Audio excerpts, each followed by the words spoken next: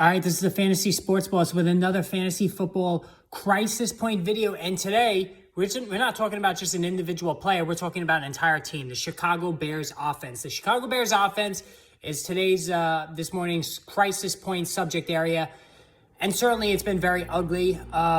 There's no way to sugarcoat, even though they won their first game against the San Francisco 49ers in monsoon weather. It has been nothing short of a disaster offensively for, pretty much every key player on this offense.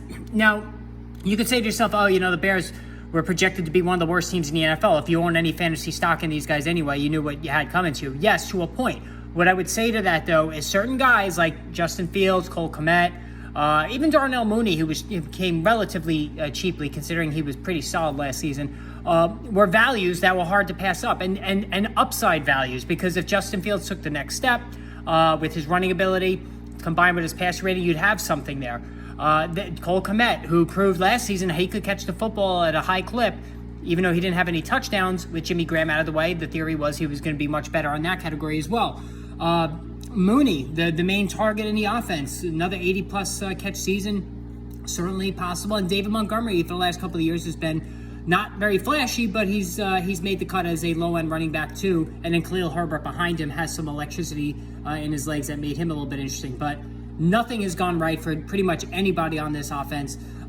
Take it game by game. Game one against the 49ers, Justin Fields, 8 of 17 passing, 121 yards. He did throw for 2 touchdowns and was picked off once. The completion percentage was not great. But, you can lump in Fields with Trey Lance and Jalen Hurts as athlete quarterbacks who a lot of their value comes from running. Whatever they give you in the passing game is considered a bonus. So this wasn't a horrible start for Fields considering the weather. And Trey Lance threw 0 touchdowns in the same game. The 2 touchdowns, like I said, was pretty valuable.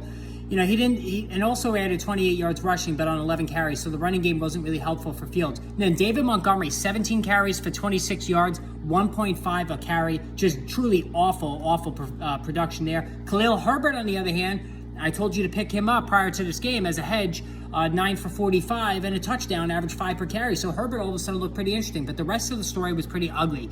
Darnell Mooney, 1 catch for 8 yards. Cole Kmet completely shut out, no catches. And that led into yesterday's game 2, as I'm pulling up the numbers here. A 27-10 wipeout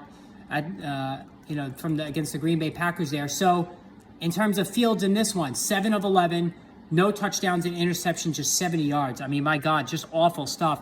Again, Darnell Mooney, 1 catch for -4 yards. Cole Kmet shut out again. Cole Kmet has 0. I have the same amount of catches as do all of you watching this, unless you're an NFL receiver who's actually made a play this season. We all have the same amount of catches this season as Cole Kmet, 0. The one positive, and I was pretty shocked about this, was David Montgomery, 15 carries for 122 yards.